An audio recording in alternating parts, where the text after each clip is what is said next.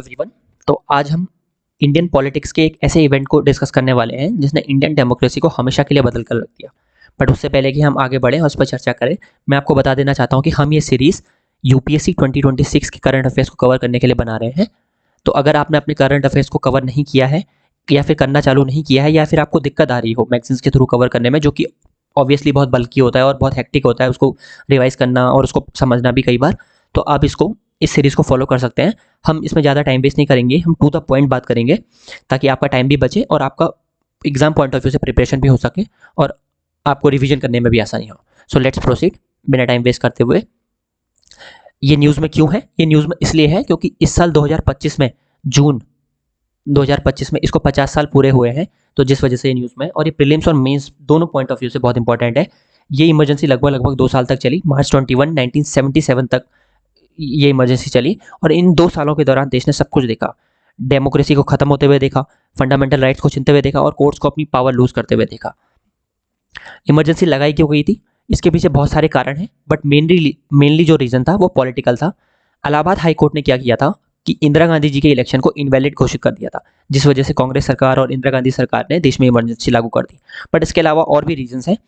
1971 की वॉर के दौरान हमारा जो सारा ज़्यादातर बजट था वो वॉर को और रेफ्यूजी क्राइसिस को मैनेज करने पर गया, जिस वजह से आने वाले सालों में हमने बहुत सारा अनएम्प्लॉयमेंट, करप्शन और इन्फ्लेशन, उस टाइम पर इन्फ्लेशन डबल डिजिट में पहुंच गया था।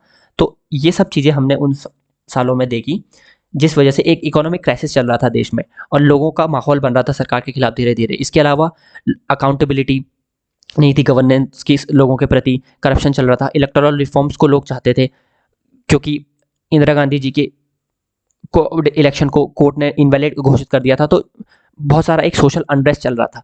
इसमें सबसे बड़ी मूवमेंट है जेपी मूवमेंट, जो कि जयप्रकाश नारायण जी ने की थी, और जयप्रकाश नारायण जी को लोक नायक भी कहा जाता है। तो इनके मुद्दे करप्शन थे, सरकार में जो करप्शन चल रहा है, इलेक्टोरल रिफॉर्म्स थे और अकाउंटेबिलिटी चाहते थे ये। और इन्होंने इंदिरा गांधी सरकार के खिलाफ एक मूवमेंट चालू करा और ये इसमें एक बहुत फेमस स्लोगन इन्होंने दिया कि सिंहासन खाली करो, जनता आती है। सिंहासन खाली करो। तो जयप्रकाश नारायण जी का ये मूवमेंट था जिसका बहुत सारे लोकल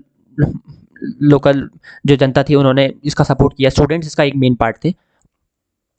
इमरजेंसी के दौरान बहुत सारे कॉन्स्टिट्यूशनल अमेंडमेंट एक्ट लाए गए और ये प्रीलिम्स और मेंस पॉइंट ऑफ व्यू से बहुत इंपॉर्टेंट है, तो आप ध्यान दीजिएगा। 38th कॉन्स्टिट्यूशनल अमेंडमेंट एक्ट, और इसमें यह कहा गया कि जो इमरजेंसी का डिसीजन है उसको कोर्ट रिव्यू नहीं कर सकता, ठीक है, तो उसको जुडिशियल रिव्यू से बाहर कर दिया गया और ये कहा गया कि इसके लिए केवल प्रेसिडेंट का सेटिस्फैक्शन ही फाइनल है।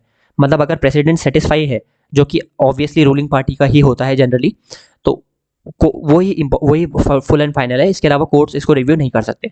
39th कॉन्स्टिट्यूशनल अमेंडमेंट एक्ट लाया गया जिसमें यह कहा गया कि अगर प्रेसिडेंट, वाइस प्रेसिडेंट, पीएम और स्पीकर के इलेक्शन में अगर कोई भी डिस्प्यूट होता है तो उसको एक अथॉरिटी डिटरमाइन करेगी जो कि पार्लियामेंट के द्वारा ही बनाई गई होगी। मतलब अगेन कोर्ट्स को इससे बाहर कर दिया गया।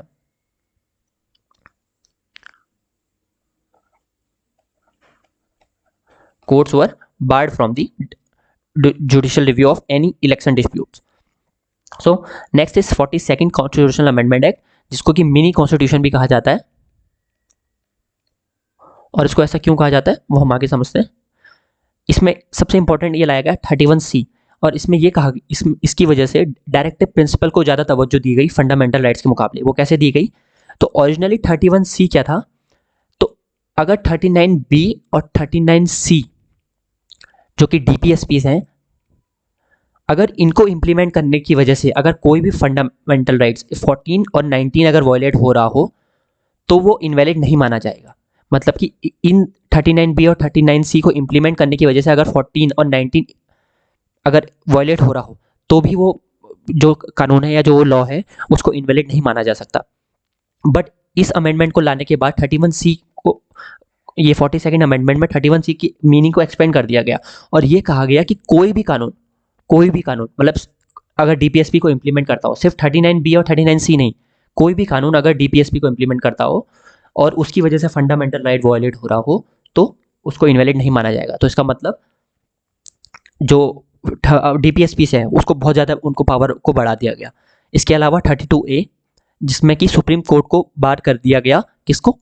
स्टेट लॉज को रिव्यूज करने से, और 131A और 226AB जिसमें हाई कोर्ट को बार कर दिया गया सेंट्रल लॉज को रिव्यूज करने से। सो 131A और 226A एक ही है जनरली, तो एक में ये कहा गया है कि जो सेंट्रल लॉज हैं उनकी कॉन्स्टिट्यूशनल वैलिडिटी को केवल सुप्रीम कोर्ट जो है वो करेगा, केवल सुप्रीम कोर्ट रिव्यू करेगा, और 226 में ये कहा गया कि हाई कोर्ट नहीं कर सकता। इसके अलावा लोकसभा का जो टर्म था उसको भी 5 से 6 साल कर दिया गया। नेक्स्ट, इसके बाद पोस्ट इमरजेंसी में काफ़ी सारे रिफॉर्म्स हुए। शाह कमीशन को बैठाया गया और शाह कमीशन ने जो भी इस दौरान अब्यूज़ हुए इमरजेंसी के दौरान, जैसे कि sterilisation, mass sterilisation, forceful sterilisation और forceful retirement of government employees, इन सभी, इसके अलावा जो भी जेल्स हुई और उन सबको रिव्यू करने के लिए शाह कमीशन को बैठाया गया। इसके बाद 44th अमेंडमेंट एक्ट आया, जिसने कि इमरजेंसी के दौरान जो भी अब्यूजेस हुए उनको आगे ना हो, इस बात को ध्यान में रखने के लिए, इस बात को इंश्योर करने के लिए 44th कॉन्स्टिट्यूशनल अमेंडमेंट एक्ट आया। सो सबसे इंपॉर्टेंट टर्म इसमें यह किया गया कि जो इंटरनल डिस्टर्बेंस वर्ड था इमरजेंसी लागू करने के लिए, उसको चेंज कर दिया गया कैसे, आर्म्ड रिबेलियन से। और इसके अलावा यूनियन कैबिनेट की एडवाइस को मैंडेटरी कर दिया गया इमरजेंसी लागू करने के लिए, और अगर इमरजेंसी लागू होती है तो उसको 1 मंथ के अंदर अंदर स्पेशल मेजॉरिटी से भी पास कराना होगा, दोनों हाउसेस से, ये इसमें लाया गया। आर्टिकल 20 और 21 इन्फोर्सेबल रहेंगे इमरजेंसी के दौरान, ये कहा गया। और राइट टू प्रॉपर्टी को एक कॉन्स्टिट्यूशनल राइट बना दिया गया आर्टिकल 300A के तहत। लोकसभा का टर्म फिर से 5 साल वापस कर दिया गया और जुडिशियल रिव्यू को रिस्टोर किया गया, किसका, इलेक्शंस होते हैं अगर प्रेसिडेंट वाइस प्रेसिडेंट के। इसके अलावा 257A को रिमूव किया गया, रिमूव्ड आर्टिकल 257A, और वो क्या था, वो ये था कि सेंटर्स की पावर थी कि वो स्टेट्स में फोर्सेस को डिप्लॉय कर सके। तो ये सारे अमेंडमेंट्स